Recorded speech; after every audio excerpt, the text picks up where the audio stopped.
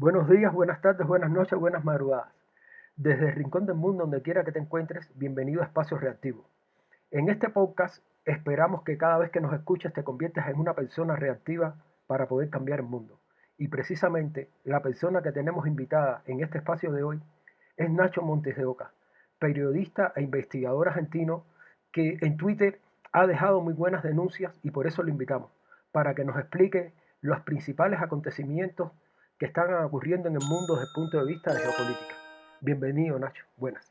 Bueno, Nacho, si te soy sincero, ha sido una semana tan polémica que realmente no sé ni por dónde empezar.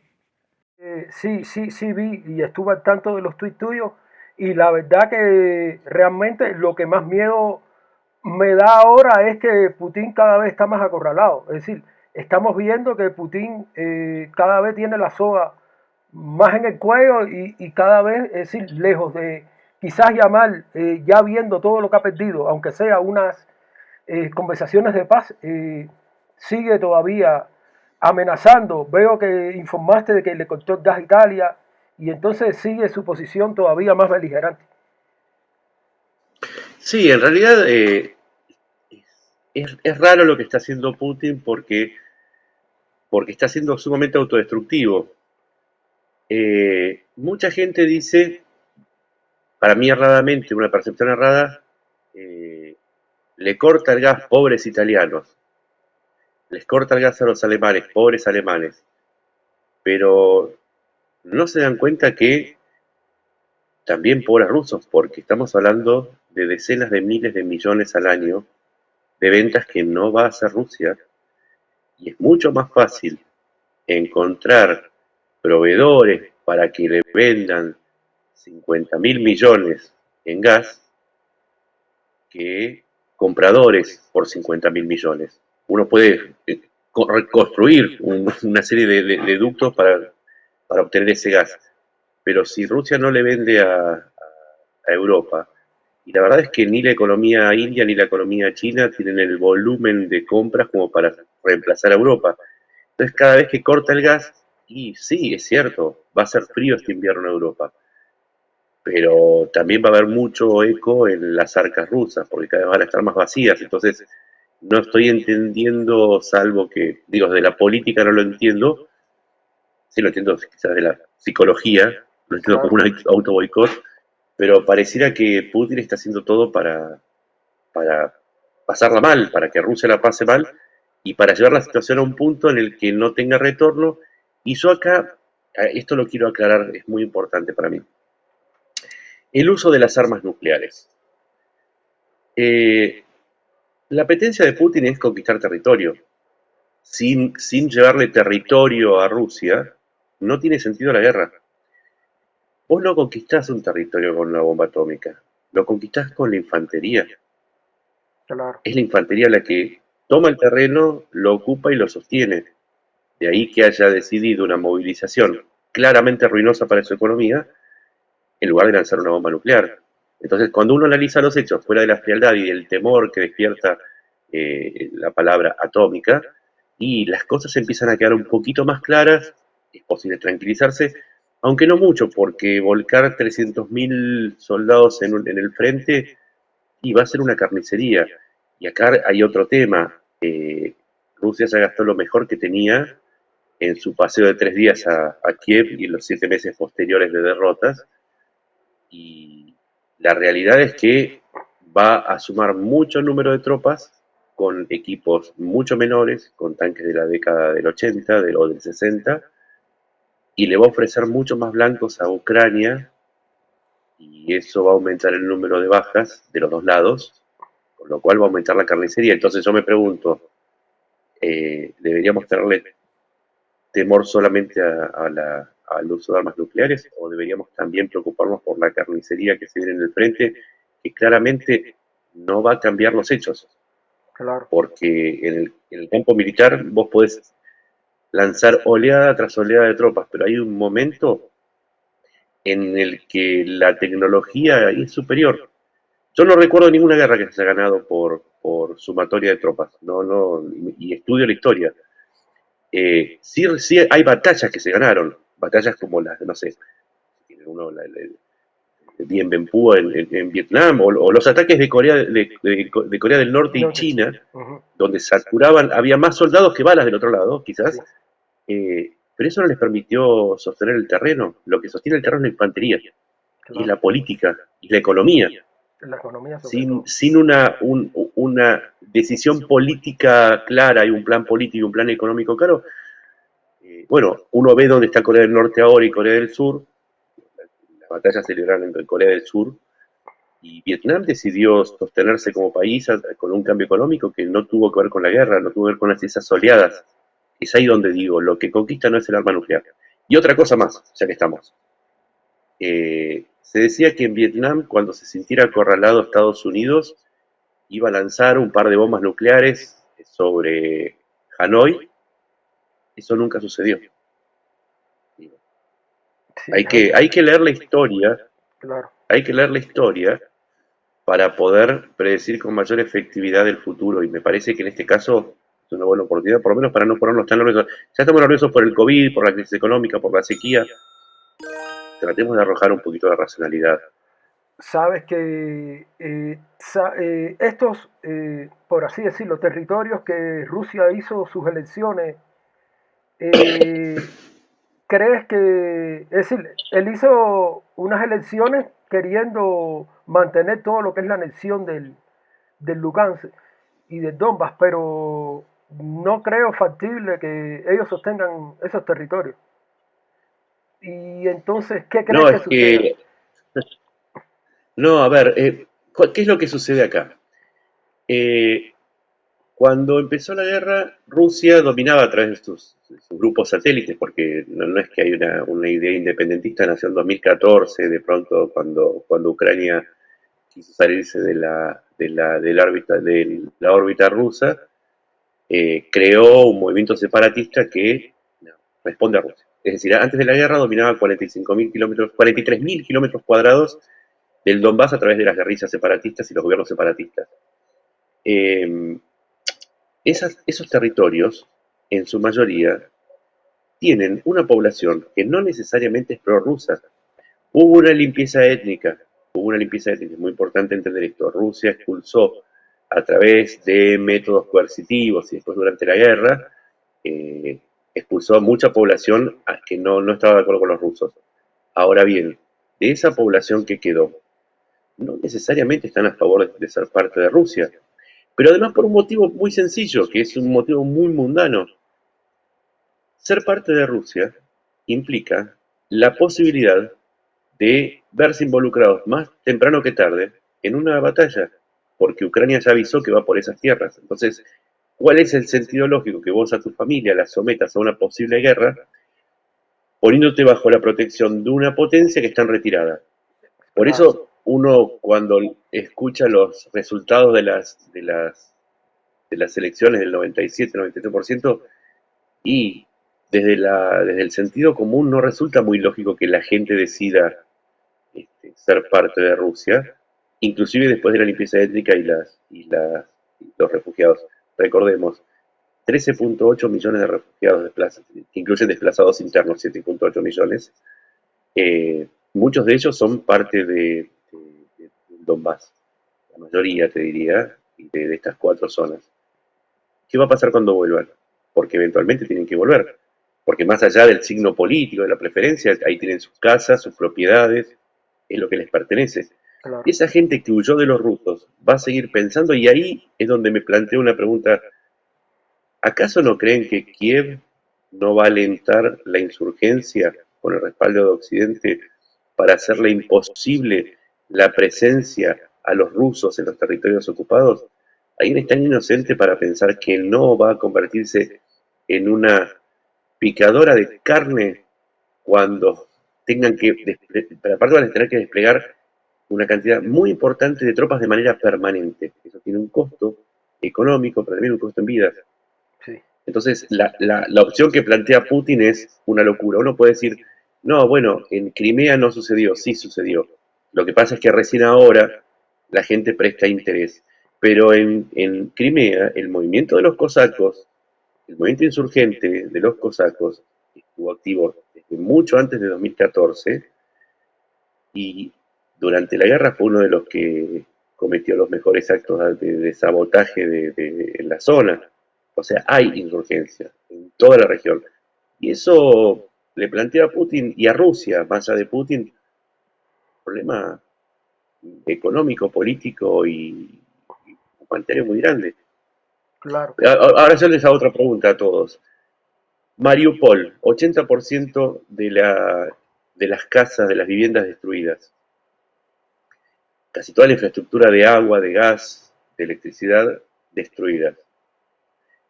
¿Cuánto cuesta rehacer eso para que la gente vuelva y se valide o se legitime una anexión?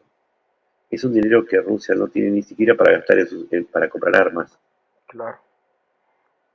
Pero ahí ¿Y cómo va a vivir esa gente? eso te iba a decir ahora, ¿cómo va a vivir esa gente? Entonces, por lógica, las personas Claro, van a decir, Rusia está haciendo como el caballo perdedor, en el sentido de que no vas a apostar por él, porque aún si ganar un poco los territorios, la reconstrucción no creo, porque primero ellos van a tener que ¿no? priorizar toda su industria armamentística, van a tener que priorizar toda la economía de ellos, que está casi al borde del colapso. Y son interrogantes que... Sí, y sí, y es que además, ¿qué va a destinar? Vamos a suponer, en Ucrania se calcula que se van a necesitar 600 mil millones de dólares, 600 mil millones de dólares para empezar a reconstruir, la primera etapa de la reconstrucción. Vamos a suponer que de esos, de cada 100 mil millones son 15 mil millones para ese 15% de territorio que toma Ucrania. Ujú, ¿Sí? O sí, sea, tenemos 30, son 90 mil millones.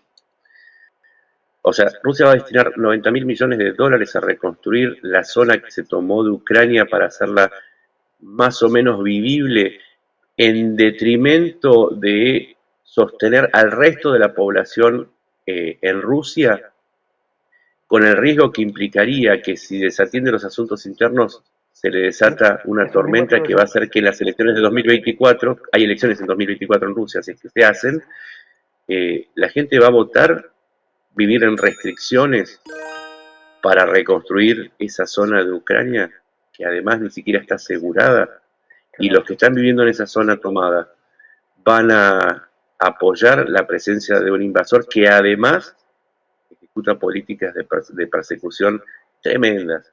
Si a vos te tocaron a uno, o digo, si agarraron a uno, ese tiene un primo, un hermano, un conocido. Entonces, la sumatoria de factores dicen, desde el sentido común, esto ni siquiera va más allá de mi pensamiento de lo que pienso de Putin. Se metió en un problema sí, sí, bastante grave, complicadísimo. claro.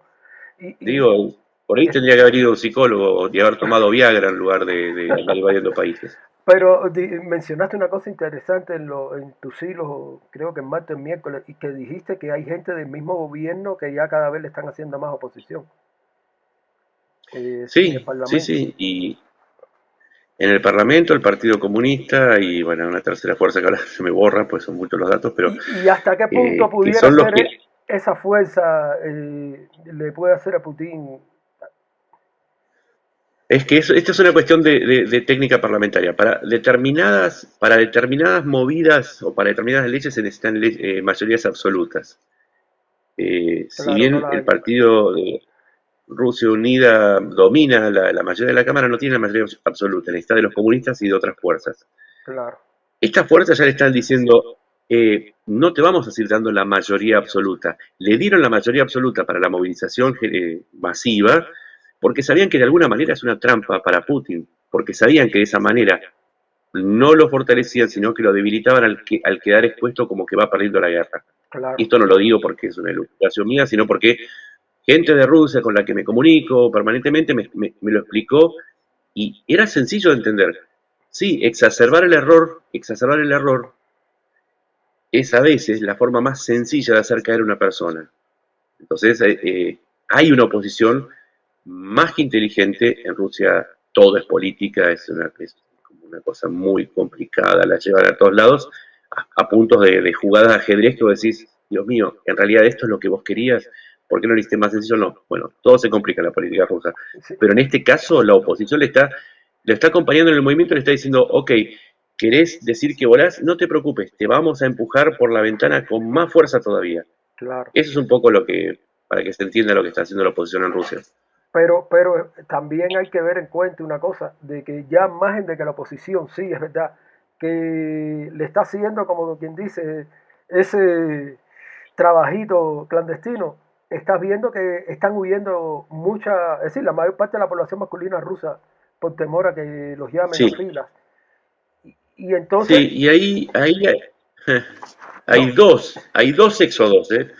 Hay dos éxodos, porque acá también es bueno explicar cómo, porque así lo entiende Rusia. Rusia está llena de personas, a ver que entendámoslo, no son demonios. Sí, eligieron a un tipo como Putin, pero en definitiva son personas.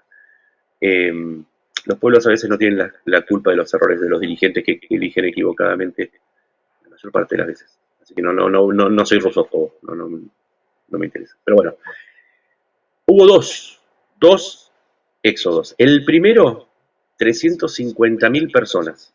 wow, Desde el momento en que empezó la invasión hasta antes de la movilización se habían ido 350.000 personas, pero no cualquier persona.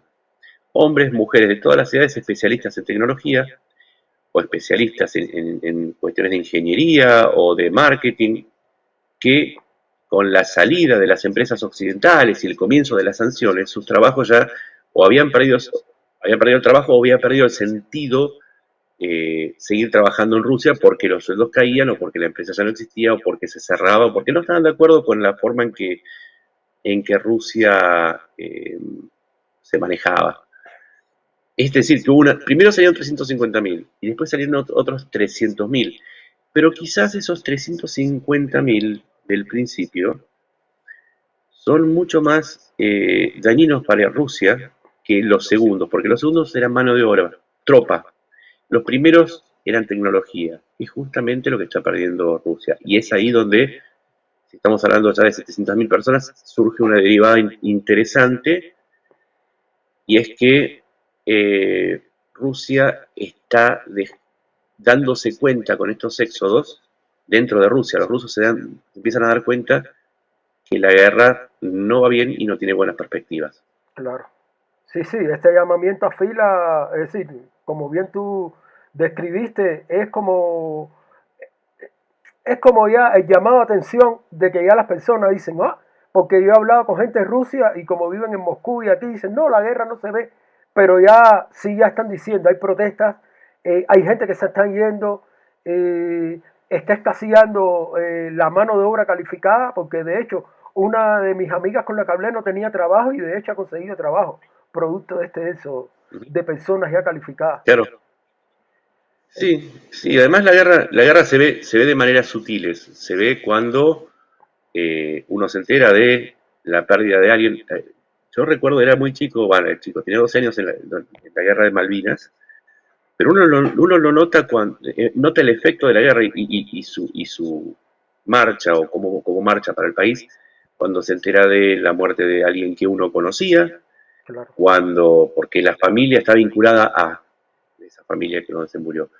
Pero también cuando se empiezan a notar ciertos faltantes de productos, de servicios, cómo se empiezan a dar de baja canales, por ejemplo, canales que no necesariamente son de noticias. De pronto uno está en Rusia no puede ver Netflix. Y son como pequeñas, sí, pero sabes que más allá de lo trivial que parece, son señales de que, bueno, si yo voy ganando la guerra, no me van a cortar el Netflix. es verdad, Si yo voy ganando la guerra, no va a faltar ese vino chileno que compraba. Y claro. si voy ganando, y la verdad es que este señor que se murió hubiese sido despedido con honores, me hubiese enterado, no. Fue enterrado medio clandestinamente porque se prohibió y no apareció su nombre en el diario como un héroe. Claro, Entonces, ¿qué está pasando? Y esas formas no son directas, pero son indirectas y creo que la población de Rusia empieza a despertar y darse cuenta que el sueño de Putin quizás era una pesadilla. Y bueno, habrá que ver sí, cómo se desenvuelve ahora este escenario. Pero no creo que sea positivo para Putin. Ahora puede llamar, no sé, una movilización patriótica. Ya lo hizo. sí. Ya lo hizo al principio de la guerra. Ujú, Y, y se gastan, las consignas se gastan. sí, Uno que trabaja en comunicación sabe que Vos podés sostener una consigna, pero siempre la consigna tiene que tener detrás un resultado concreto. Si no, no se sostiene. Digo, Y yo puedo ya, decir, sí, vos podés decir, a ver, tomate esta bebida y vas a sentir que tu vida mejora. Ahora, si pasaron 2 meses, tu vida no mejoró y vos seguís tomando la bebida, es decir, no, evidentemente no pasa por esta bebida. Lo pongo un exacto. ejemplo medio Sí, sí, sí, pavote, pero con las guerras funciona igual. claro. Sí, vamos a derrotar a Occidente. Bueno, sí, los estamos matando, le estamos haciéndole gastar balas a lo loco, nos está costando muchos muertos, la economía se está derrumbando, nos anexionamos, pero bueno, las cosas no van tan bien porque no ganamos. Ya van 7 meses y va a ser una excursión rápida. Bueno, quizás tengamos que esperar otros 7 meses y la gente en un momento se cansa. Se desespera, En un momento se claro. cansa y Rusia se cansa muy fácil. Y Rusia se cansa ante las derrotas. Dos antecedentes muy importantes. 1905 se pierde con Japón y el zar tuvo que ceder para que la Duma funcione, para crear la Duma. O sea, tuvo que hacer un avance democrático. O si no, pues tuvo una revolución muy fuerte. El ingreso a la era soviética se produce porque Rusia estaba perdiendo la Primera Guerra Mundial. Iba de derrota en derrota. Iba perdiendo 900.000 personas. Y Wow. su ejército era un desastre. Y después hay un tercer, sí, es el tercero que es, después de Afganistán, después del desastre de Afganistán, que fue un desastre como le pasó a Estados Unidos, Ujú. este, venía perdiendo. Y eso provocó que empezaran a caer los líderes uno atrás del otro hasta de Gorbachev hasta. Y Yeltsin cae por la derrota en Chechenia. Claro, sí, sí. Entonces, una derrota en Rusia, hay una película muy buena que es Moscú no cree en lágrimas. Tampoco creen derrotas. No Claro. creen derrotas tampoco. Sí, pero una derrota como esta sí va a acabar de sepultar por completo a Putin. Si no es ahora, le va a pasar Sí, factura en las elecciones. las elecciones de 2024, esto sí se hacen, porque Putin todavía tiene una salida autoritaria a mano. Es un hombre de la KGB, experto en intrigas, así llegó al poder, así se obtuvo. Pero también hay que tener en cuenta que Rusia no es la misma que en la era soviética. Ya probó el sabor de las elecciones, ya probó el sabor del consumo y ya probó el sabor de ciertas libertades. Sí, Entonces, cuando vos le exigís a un pueblo, lo haces pasar por algunas restricciones a cambio de algo superior. Churchill le podía decir a los británicos prometerles sangre, sudor y lágrimas porque había algo mejor detrás. Y estaba su supervivencia. Rusia, ¿qué está ofreciendo si gana la guerra de Ucrania? claro. Sí, más bien la guerra de Ucrania está justificada por una obsesión personal de Putin, porque otra cosa es verdad. No sé qué es lo Volvamos que quiere. volvamos al tema del éxodo. No es una respuesta los éxodos de los que hablamos Ujú. a la propuesta de irse de Occidente y convertirse de nuevo en una nueva era soviética, ingresar en una nueva era soviética. Ahí tenés la respuesta. Sí, sí, es verdad. O sea, hay muchos que están dispuestos a luchar por Rusia. Hay un sentimiento patriótico Sí, bastante fuerte. real, Sí, pero en otra parte no. Y claro. muchas veces hay que entender que tanto el consumo como las elecciones son válvulas de escape para tensiones sociales. Si vos solamente le prometés una guerra, hay un punto en que si encima de esa guerra se está perdiendo, necesitas una válvula de escape. Y en Sí. Rusia lo que sucedió siempre fue un cambio de régimen. Mm, claro. Sí, ya entiendo. Y sí. Ven acá, ya vamos a ver si agotamos un poco el tema de Rusia y quisiera caer en un avión en Argentina porque estoy preocupado por todo lo que está sucediendo esta semana en tu país. Eh, Argentina es el lugar más tristemente divertido del Cono Sur, sí. Eh, la justicia finalmente dejó a los iraníes en Argentina, al piloto, el copiloto, tripulante, y dejó ir a los venezolanos. Y, Nunca quedó claro nada, y no, absolutamente nada. pero no los va a juzgar entonces ya, ni nada, ya, los dejó ir y ya. Es que no encontró delito. No encontró delito.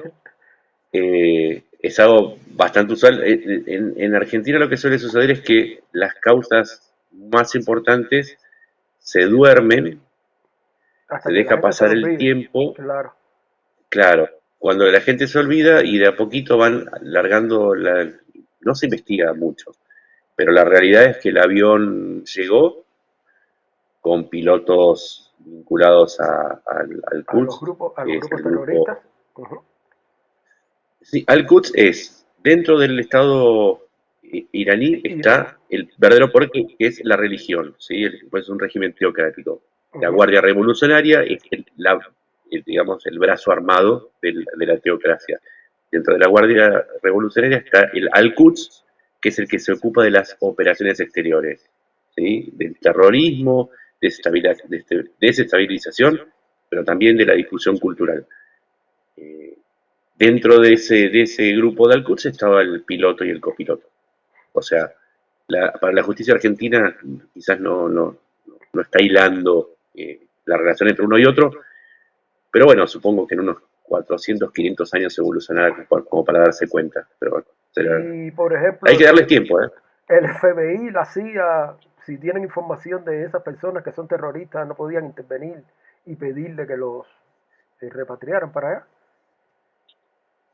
Sí, lo que pasa es que y acá entra una cuestión, que es que vos, cuando sos juzgado sos investigado, ¿sí? Una presunción de delito, primero por la ley del país donde se comete el delito. Ya, Es decir, que si vos no cometiste un delito probado en el país, te puedo decir, claro, ya. después el otro Estado, Estados Unidos en este caso, debería presentar pruebas con una carga probatoria compatible con la de Argentina y de su país para demostrar que hubo una vinculación con actos terroristas. Como no lo presentó, y esto tiene que ver también con algunos movimientos políticos de tratar de acercar a la Argentina a Estados Unidos, acercarla para que se aleje de Rusia y de China.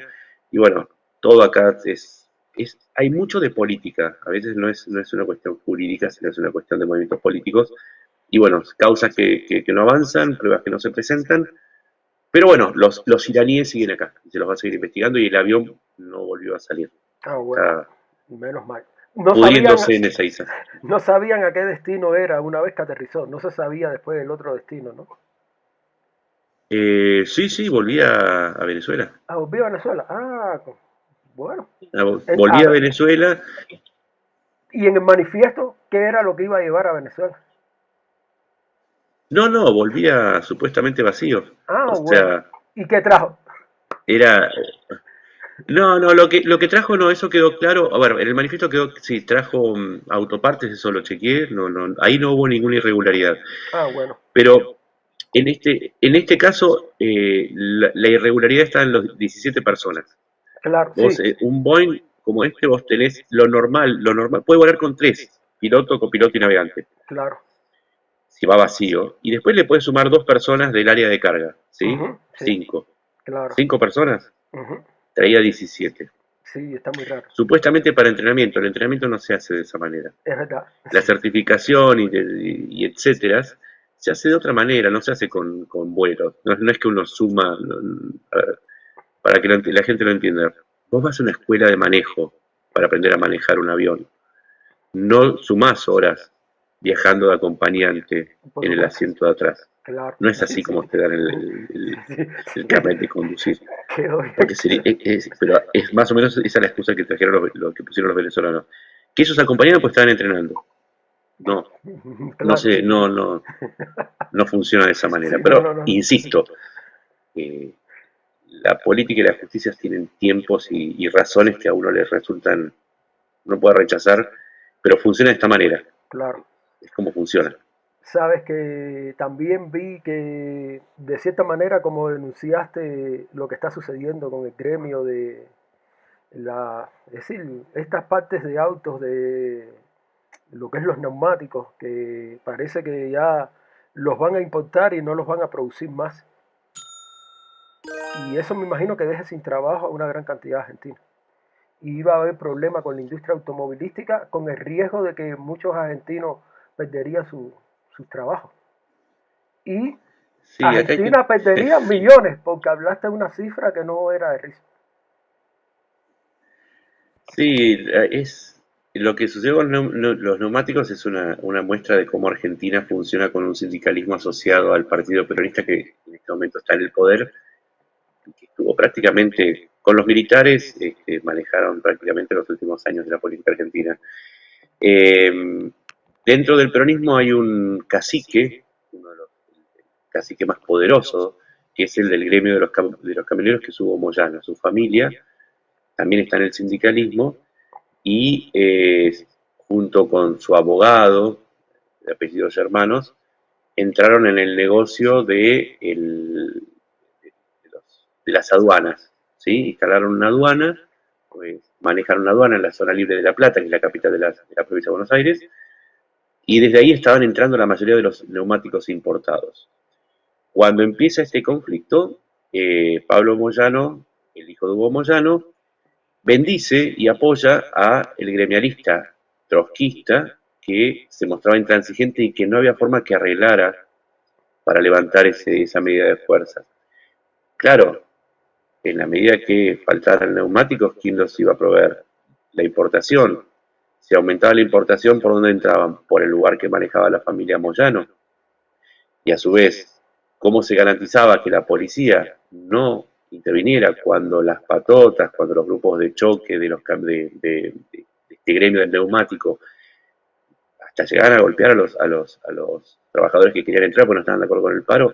¿Por qué no intervenían? Porque a su vez Hugo Moyano es el principal apoyo del gobierno argentino. El 17 de agosto organizó inclusive una marcha a favor del gobierno. El país está inundado de hambre, de desocupación, de violencia, pero él marchó a favor del gobierno. Entonces, claro, con esto compró impunidad y todo este circuito casi funciona hasta que las empresas le dijeron, miren, van a ser 5.000 puestos de trabajo que se pierden, 22.500 en total de las industrias aledañas. Las industrias automotrices avisaron, los autos llevan ruedas, Claro, las ruedas llevan neumáticos. Si no hay neumáticos y además es complicado importar porque el gobierno no entrega dólares, y vamos a tener que frenar. Y ahí tenés 9.000 trabajadores más que sumados a los que proveen a la industria automotriz, ya estamos escalando a la cifra, sí, son otros 140.000. O sea, wow. estamos en 165.000. Se importaron 361 millones de dólares en neumáticos en lo que va del año.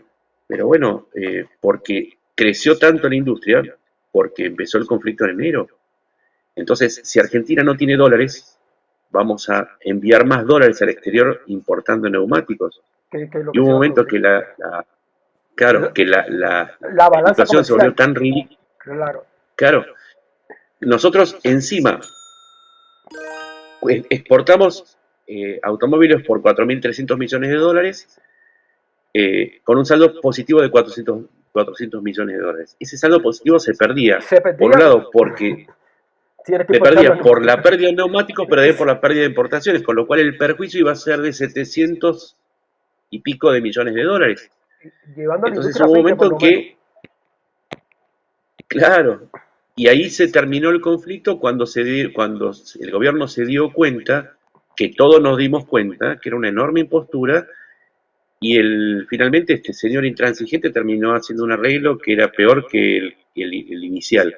O No sea, me digas se eso. terminó bajando los pantalones porque quedó todo expuesto y porque el gobierno se dio cuenta que lo que se venía era mucho peor que un enojo de este señor, de estos señores los Moyano, que hoy por hoy son, como decir, un pequeño ejército de ocupación de la economía. Son como caudillos, pero en lugar de ocupar zonas, ocupan áreas de la economía y cada vez se esparcen más. Wow. De la verdad que a mí me preocupó cuando vi eso y yo dije, se va, es decir, vi los números, y dije, se va la industria a pique y realmente son cantidad de puestos de trabajo que se van a perder y ya de por sí ya la economía argentina está con tremenda problemática. Si a esto tú le sumas esto, iba a ser terrible. Es que sí, bueno, es que Argentina está sufriendo un problema de competitividad muy fuerte y de gobierno que tiene mucha alergia a las exportaciones, entonces está prohibiendo, está poniendo cepos a la importación de carnes, a la importación de granos, impedimentos para el resto de las importaciones, porque a la vez, de las exportaciones, porque a la vez limita las importaciones para que no sigan saliendo dólares, porque claro, como no exportás no te entran dólares, y como no te entran dólares vos los protegés restringiendo las importaciones. Ujú. Pero esto qué hace? Que una fábrica que exporta, vamos a suponer, máquinas calculadoras, para esa máquina calculadora necesita una matriz que trabaje el plástico, que es importada, no la puede importar. Se le rompe, necesita un repuesto, no lo puede importar. Claro, A su vez, necesita que los botones los manda a fabricar en China. en Uruguay. Sí, Sí, pero no los puede hacer. Entonces, no, claro, después viene China y dice, estas 100 que vos fabricás, como vos no podés importar insumos, no te preocupes. Despedí a la gente y convertirte en un importador. Entonces, se vende en Argentina, con marca argentina, compradas en China, pero vos despedís que los 50 trabajadores que tenías fabricando esas calculadoras, y además tenés un régimen de protección industrial porque Argentina quiere demostrar que su industria se mantiene. Pero en realidad termina siendo una importadora que lo único que hace es ensamblar con 2 empleados y pasas de industria a maquiladora. ya. Ese proceso que está viviendo Argentina está destruyendo una industria que en su momento fue fuerte, pero que hoy, de la vía de la protección y los costos laborales, más digamos, las patotas sindicales, es imposible, imposible. Sí, sí, sí, de la forma que tú lo ves, no, es decir, no es algo que sea sostenible en el tiempo. Así que, No, no, es que por la experiencia y uno ya vio desaparecer varias industrias, te digo que la decadencia argentina es política y es cultural, no es económica. Lo económico es digamos, es donde se refleja esa decadencia, pero y, empieza antes, en una decadencia política y cultural. y hablando desde el punto de vista político, ¿no hay alguna fuerza, partido, persona política que empiece a erigirse como líder o que la gente empiece a ver desde el punto de vista como una alternativa? Sí, está Juntos para el Cambio, pero lo que pasa es que, a su vez, dentro de Juntos para el Cambio, que el principal líder es Mauricio Macri, Eh, también empezaron las peleas porque cuando todos creen que tienen el triunfo asegurado, todos se creyeron presidenciables, Claro, empezaron cuestionando la figura de Mauricio Macri con los errores que tuvo en su gobierno, que fueron evidentes y son inocultables, particularmente el gradualismo y esa necesidad de hablarle como si a los delincuentes como si fueran Winnie the Pooh. Entonces empezaron las disputas internas que por momentos son fuertes, pero que además, y esto es importante, el aparato de prensa del gobierno, que es muy fuerte, exacerba hasta un punto de presentar lo que son peleas usuales como verdaderas batallas campales en donde no las hay. claro, Entonces, eso propicia que la los oposición debilite, se presente más fragmentada de lo que está por esa disputa que tiene por la victoria anticipada. claro. Sí, sí, sí, los debilita de cierta manera. Es decir, es el clásico concepto de divide y vencerás. Y así de esa manera como que los va debilitando. Hasta el punto de que ya Exacto. las personas no lo, es decir, ya los votantes no lo van a tener en cuenta como una fuerza. Sí, de todas maneras, no le sirve de mucho. Las últimas encuestas le dan al gobierno y al kirchnerismo, que sería como así como el coronavirus tenía cepas, Sí, el peronismo también tiene cepas, va desarrollando cepas que se adaptan al sistema inmunológico de la política argentina. La última cepa es el kirchnerismo, que gobierna desde el 2003, ujú, con el interregno de Macri. ujú. La última cepa es el kirchnerismo, y el peronismo en su cepa kirchnerista no llega al 22% de los votos. O sea que tampoco le está Mm, sirviendo mucho porque los resultados, como cuando hablábamos de Rusia, cuando vos vas a la góndola, cuando vas por la calle, cuando vos te enterás por conocido, sí, y toda la propaganda se desarma y la realidad gana. Así eso te que iba, tampoco les está sirviendo mucho. sí, sí, pero es que, pero a veces incluso ganando no logras hacer el cambio, porque por ejemplo, el domingo pasado, para cambiar un poco a mi país, votaron, o si se puede llamar votaciones, el Código de Familia. Eh, como 3 millones y algo fueron los que, sí, los que aparentemente dijeron que sí. Sin embargo, entre boletas anuladas y las personas que, es decir, bueno, de hecho, casi 3 millones no fueron.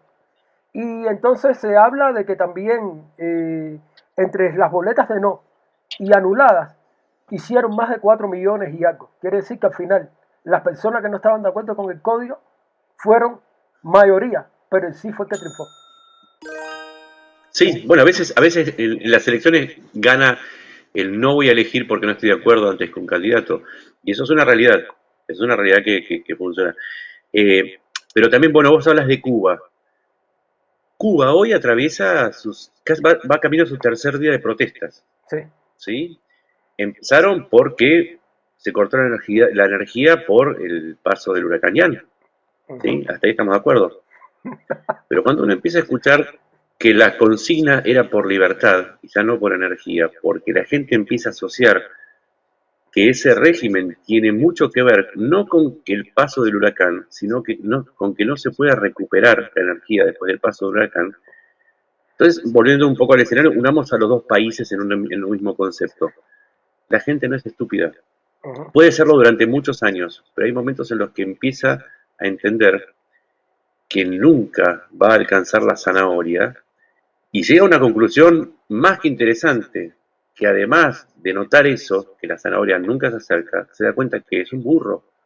Y cuando se da cuenta que es un burro, se da cuenta qué tipo de animal es y empieza a percibir a quién tiene encima. Claro. Entonces estos procesos llevan tiempo. A nosotros nos está llevando 70 años de populismo. A nosotros A 63. Cuba, ¿cuánto vamos? 63. 63. Sí. Quizás nuestro problema es que somos lentos para entender. Somos lentos de entendederas. No, pero ya se están pero dando no. cuenta.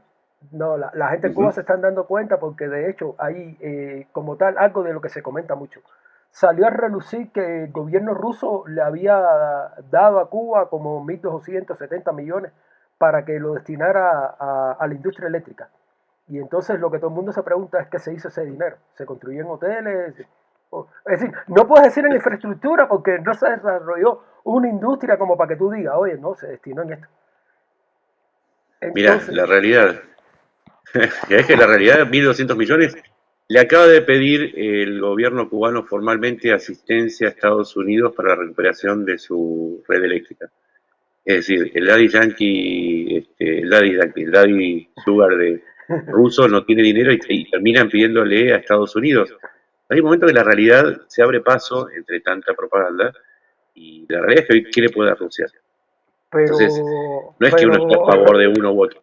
Pero entonces, funciona de esta manera. Si Cuba le pide formalmente, entonces hasta el otro día estuvo apoyando la invasión de Rusia a Ucrania y en los consejos de Naciones Unidas también, es decir, como que reafirmó ese compromiso con Rusia. Si ahora le pide a Estados Unidos formalmente ayuda, bueno, ya no sé ni qué pensar. Es decir, lo tengo en la mente, pero no lo quiero decir para no decir esa palabra que realmente... ¿Cuba aceptó la anexión? Creo que no. Creo que pasó un huracán de por medio. Claro, sí, pero bueno, pero ya si como tal les piden esa ayuda es porque desde el punto de vista ya se reconoce con la soga al cuello, es decir, ya saben que como que, es decir, que ya no tienen otra salida entonces, otra solución. Porque te digo sinceramente, por ejemplo, en Cuba llegó un momento en que el pollo que se come en Cuba se compra en Estados Unidos. Y se llegó a la ridiculez de quitarle las etiquetas para decir, no, este pollo, es decir, para que la gente no sepa que viniera a Estados Unidos, para seguir hablando de que estamos bloqueados. Entonces, ya mucha gente se están dando cuenta de que no hay bloqueo. ¿Cuáles son las dos principales fuentes de ingresos de Cuba? Las remesas y el turismo. Sí, ya no hay turismo. Sí, ya no hay turismo, solamente quedan remesas. ¿De dónde viene cuál es la principal fuente de remesas? Estados Unidos. Sí. Entonces, si el gobierno cubano, más allá de los espadeos verbales, y hay mucho de puesta en escena, si el gobierno, y digo, si hay un bloqueo, no llegan las remesas. Exactamente. Cuba se cierra la persiana en 2 minutos. Si el gobierno cubano no encontrara en Estados Unidos un enemigo cómodo, y fuera un enemigo real, el régimen que nació con Díaz-Canel. el fidelismo, Sí, ya no existiría más. no existe, es verdad. Quizás hay que profundizar un poco en los motivos de una pelea que muchas veces tiene es como el pavo real, que Sí, despliega sí, la cola, sí. es eso, pero en el ¿Sabes fondo qué? es un pavo. Ese es un tema que se debería investigar porque yo me quedé frío que una vez, te digo sinceramente, hay una persona que en un momento es decir, mencionó de que, por ejemplo, uno de los principales, por así decirlo, personas que en aquel momento combatió en lo que es el régimen cubano, la dictadura, que era, creo que George García, que era la mano derecha de Jorge Mas Canosa. Esa persona está haciendo Ujú. ahora negocios con el gobierno cubano. Entonces tú dices, ¿pero cómo? Sí, Entonces, si te lo pones que a pasa es pensar, que hay que ver cómo funciona el sistema. Hasta la caída del muro, es claro que Rusia apoyaba a Cuba y que es lo que le permitió sostener su sistema militar, sostenerse eh, en esta disputa con Estados Unidos. Hasta ahí fue, te diría, hasta legítimo. Pero desde el periodo especial en adelante, Cuba fue un lugar de lavado de dinero, de inversión muy productiva, porque esto también hay que decirlo. Vos en Cuba invertís, y la verdad es que para los costos que maneja el gobierno cubano, vos le pagás $2, donde en otros países les tienen que pagar 15. Entonces siempre fue un negocio, sí, Cuba, pero, donde vos le pero, pagás a un empleado $4, donde en otro lugar le tenés que pagar 40. sí, eso es Entonces, en el cuanto a, sentido que tiene Cuba. sí, pero eso en cuanto como tal a la mano de obra. Pero ponte a pensar que después gastos como que, por ejemplo, esas industrias que han invertido como Suchel han llegado a un momento que han tenido que parar la inversión porque el gobierno de Cuba no les pagaba. Es decir, en Bueno, pero cuanto es a que dólares. ahí tenemos el periodo de la revolución, tenemos el periodo de la revolución especial hasta el quiebre, que fue en el periodo de los 2 años antes del COVID, Sí, en donde la economía cubana entró en un déficit de inversiones en el que ya no se podía sostener, sí, sencillamente porque ya no ingresaba el dinero de la tercera fuente, que eran las inversiones externas. Dijimos, remesas, turismo, inversiones externas, con la esperanza que un cambio de régimen abriera la economía de la isla e incorporara a todos esos consumidores en un mercado ampliado donde esas inversiones, digamos, se invertían en una fábrica de leche, empezaran a comprar leche a valores razonables internacionales. sí. Ahí no se produjo. Después vino el COVID y terminó de derrumbarse el sistema, y como no hay inversión, como no hubo ingreso de dinero, pasan cosas tan sencillas como que vos no podés comprar desde un fusible hasta un cable. Entonces viene un huracán y mientras todo el resto de la región recupera la energía, en Cuba siguen a oscuras. Entonces todo tiene una explicación, todo es sencillo de explicar, solamente hay que juntar las piezas correctamente y no dejarse ganar por ideología. Yo conozco Claro. Cuba, ¿eh? Yo estuve en Cuba, no hice el tour, no me fui a Varadero, yo viví en casas de familia, eh, y creo haber entendido algunas cuestiones que se escapan cuando uno está alojado en el Nacional solamente Claro. y solamente va a las ferias a comprar barato. Creo haber entendido algunas cosas de cómo funciona Cuba y cuáles funcionan en este momento en el mundo. Sabes que el declive de Cuba como tal empezó en el 2019-2020, que la industria médico-farmacéutica, lo que eran esas exportaciones de medicamentos, y lo conozco porque sí me relacionaba con los laboratorios, y realmente empezaron a dejar de producir, empezaron a tener problemas con los proveedores y ya dejaron de exportar. A eso súmale que las brigadas médicas cubanas empezaron a perder cierta credibilidad, empezaron a ser acusados que si esclavitud moderna, y cuando llegó ya el coronavirus ya es como la tormenta perfecta. No había turismo, no había Sí, exportaciones. bueno, el 2019, en el 2020 la Unión 2020, Europea calificó a las brigadas médicas médicas cubanas. cubanas como una forma de trata de Eh, personas. Eso exacto. estuvo en el Parlamento Europeo, lo Eh, recuerdo. Sí, Te digo pero es que sinceramente, todo tiene una causa y una consecuencia. antes de eso, solamente con los médicos cubanos ganaban más que con las remesas. Al quedarse sin los médicos, Sí, empezaron a tener que potenciar las remesas, porque te digo sinceramente, a ver, Es decir, quitando a la gente que vienen de Miami, que vienen de Estados Unidos, si tú pones a pensar que lo cuentan como turismo, no creo que Cuba, en el año que mejor haya tenido, no creo que haya sido más de 3,7 millones de turistas. Y, Sí. y entonces eso al final, eso no es representativo como para una economía que necesita mucho más ingresos. Ujú. Sí. Entonces, Bueno, es que, y a su vez, esas misiones médicas dependieron de una oleada de populismos en la región exactamente. y también de un crecimiento de la izquierda en Occidente, en donde eran un signo, si se quiere, de prestigio, como una cucarda de izquierda, se habilitó. Cuando empieza a haber un reflujo del populismo, caso de Brasil, caso de Argentina, cuando se empiezan a investigar en Europa, Bolivia, empieza a caer, en Bolivia claro, con empieza a Trujillo. caer la demanda de esos médicos y es ahí donde empieza también a aportar esa caída de divisas a la caída general de la economía De la cubana. economía. Exacto. Y encima de todo esto, al tener un déficit constante porque no tenía turismo, bajaba las remesas por las sanciones de Trump, bajaba las remesas por de las misiones médicas, no tenía dólares para comprar insumos médicos, con lo cual ahí tenés la caída de la industria de farmacéutica Sí. cubana. Todos, ¿ves que todo se explica de una manera sencilla? Sí. Ahora, lo peor de todo es que cuando tú miras ahora las perspectivas, tú tienes que cerrar los ojos y tú decir, no sé hasta dónde o qué pasará. Pero bueno, es decir, tanto en tu país como en el mío. Lo único que queda es quizás apretar las manos y empezar a rezar. ¿Sabes lo que decía Piaget? Piaget, que era un tipo que estudiaba la educación y la inteligencia, decía que la inteligencia no reside en resolver fórmulas matemáticas ni tener un conocimiento enciclopédico, saberse todas las capitales y tal. No. La inteligencia se mide por la capacidad que tiene una persona para adaptarse a los ambientes cuando van cambiando. Wow, Ese es el nivel supremo de inteligencia. Entonces, seamos inteligentes y adaptémonos. Lo que quedó viejo, queda atrás. Bueno, habrá que adaptarse para lo nuevo, sea lo que sea. Puede gustarnos o no, pero habrá que adaptarse. Hay que ser inteligentes. creo que estoy por pensar que los políticos carecen de esa actitud, compadre. No, por eso yo hablo de cepas.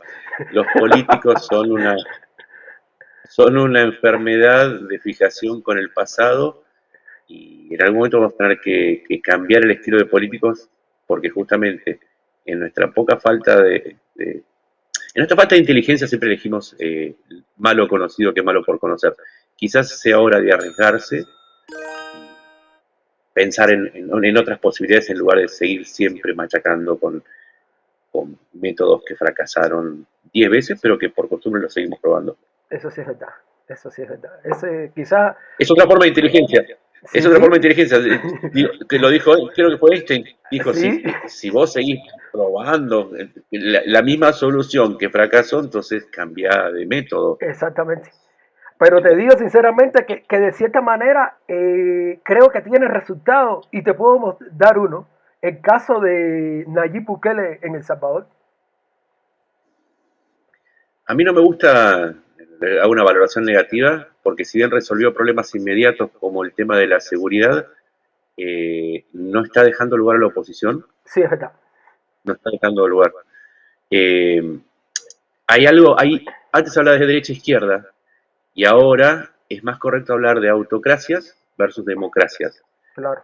En un mundo en crisis es muy usual y cada vez más usual que se monten sobre la crisis para, a cambio de recortar ciertas libertades individuales, aportar soluciones cortas. Eso te iba a Pero en decir el ahora. fondo es como el fast food, o sea, te saca el hambre rápido, pero no es sano. Exactamente. Lo Sí, más sí. sano es una dieta en el tiempo donde vos tengas los nutrientes que necesitas.